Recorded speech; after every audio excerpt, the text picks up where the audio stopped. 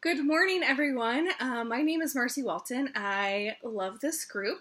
And today is actually my first day of summer vacation. I'm at my parents' house in Northwest Ohio on their gorgeous patio.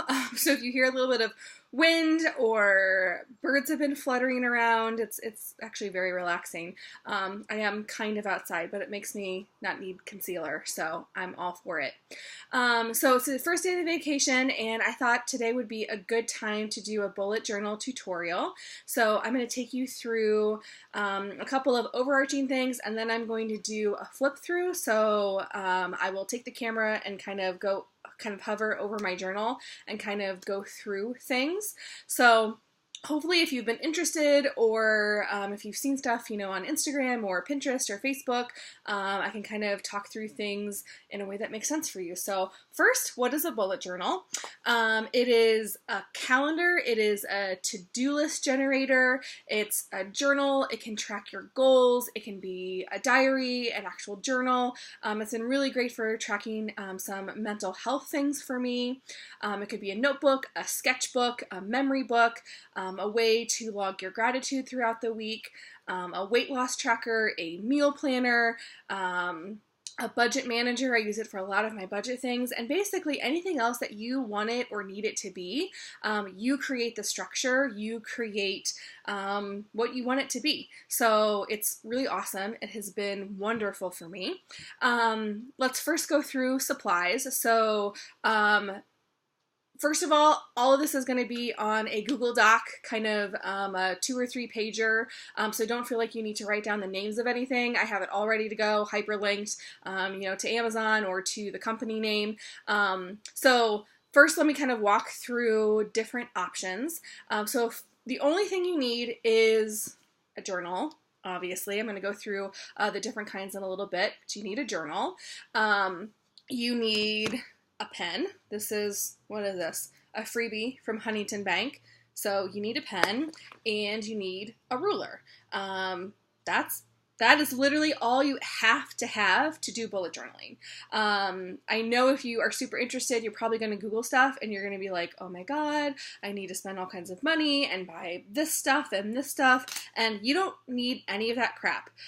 If you want it, believe me, I've spent a small portion of my life savings on craft supplies. I have no shame. It's one of my hobbies. I like doing it. But the only thing you need, again, is a ruler, a journal, and a pen. That's all you need. So in terms of journals, the first thing that I kind of want to talk about is paper type. And I know that seems like really, isn't all paper the same? No, girl, guy, and everything in between. It's not. There are 3 different types of paper that bullet journals come in. One is just blank paper, so basically just like an open sketchbook, blank, white piece of paper. That was a little too intimidating for me. I'm like, oh my God, where do I even start?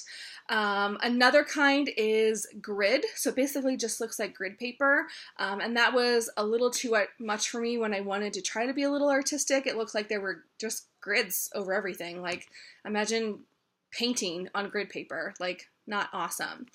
So the perfect happy medium, which a lot of people recommend for bullet journaling, is called dot grid. So this is a dot grid journal.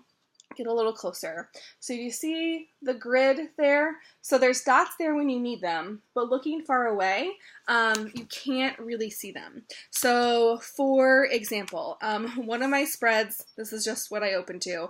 I spent a lot of money on Amazon and I needed to not spend that much money on Amazon.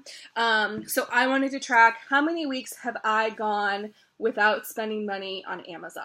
So this is nice because from far away you can still definitely see the Amazon symbol, but then on a week-to-week basis, move it in a little bit, each grid is 1 week. So it's really easy for me to keep track of. So I encourage you to get a dot grid.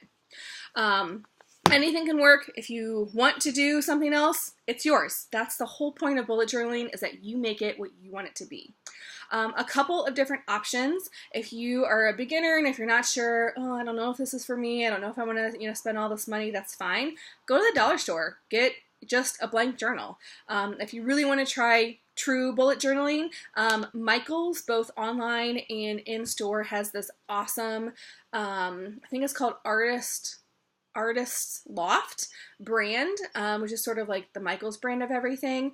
It has all the bells and whistles that all of the other great bullet journals have, and it's $5. So, like, don't get a coffee or two. Get this awesome journal from Michaels. I started out bullet journaling as a like total perfectionist, and if a page wasn't right, then I wanted to be done with it. Bullet journaling has actually helped me with that. So I first got an arc style. So arc style means you have these little guys, and I got this from Levenger, which is like this really bougie stationery place. Like, you don't need to be bougie to do bullet journaling. But what I liked about the arc style is that if I didn't like, this is just like a sketch, one, I could just rip it out and like nobody knew any different. There wasn't any weird stuff. But also, if I didn't like where something was placed, you can pop it right back in. So let me pop it in.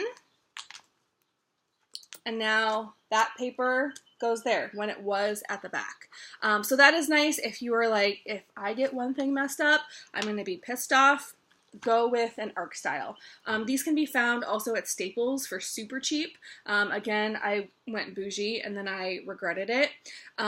So the second journal that I got, and this is a Danish company, and I literally don't know how to say it, and I have Googled pronunciations, and I can't say it, so whatever. It's called a Lecterm. I know that's wrong. 1917. It's a really standard, lots of people use it. This is what it looks like. It's nice because it has a hard cover, which is nice, as you're throwing stuff around. I put the pen loop on. It doesn't come with a pen loop. It does have elastic, so you can put it around to keep stuff together, which is nice. It also has 2 built-in bookmarks, which is great. And then what I didn't realize I liked and needed, but actually did, is an envelope at the back. So you can put in, different supplies or stickers, or I would always keep stamps in here when I needed to mail stuff. So this is a Lecterm. Again, this is dot version. I really recommend the dot grid. This bled a little bit, or ghosted is what you'll hear people say. So that means I write on one page, and when I flip it over, I can see it through.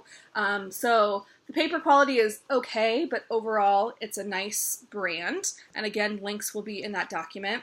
And then this year I decided to do Scribbles That Matter. Can you tell that I have a color story that I like? I call this Marcy Walton Blue. It's my signature color. Everyone should have a signature color. Anyway, this is a Scribbles That Matter. So Scribbles That Matter is the brand. They started off, I think, actually as a GoFundMe. And the early versions had these crazy prints on the cover. It was like embossed, and I'm like, I don't like that. I'm going to be like in meetings with my boss or like a vice president, and I want all that nonsense on it. So this year they actually came out with a professional version, which is awesome. So what that means, again, it has a nice hardcover. This one comes with a pen loop, which is great, which matches the elastic. It also has an envelope. Oh, there's receipts. This is what I use, again, for a straight edge, like during the day. Goes right in the bullet journal, which is great. And again, it has 2 different bookmarks. And the thing about Scribbles That Matter is that it is set up to be a bullet journal. The other ones are just journals. Some people use them for whatever. But this one is set up to be a bullet journal. Now, if you notice, it says A5, so this is the size of the journal. This is sort of like, I don't know, hand-sized. Don't my nails look nice? Natural. So that's the other thing that you need to keep in mind with bullet journaling, is that you want the bullet journal to be big enough that you have enough room for your spreads, but not so big that you won't use it. So A5 was a great size for me because I could throw it in my work bag. I could, throw it in a purse on the weekends. I could easily sit down with it at a coffee shop or on the couch, and it wasn't like, all over the place, but it also wasn't so small that I was like writing like super, super small. So those are journals.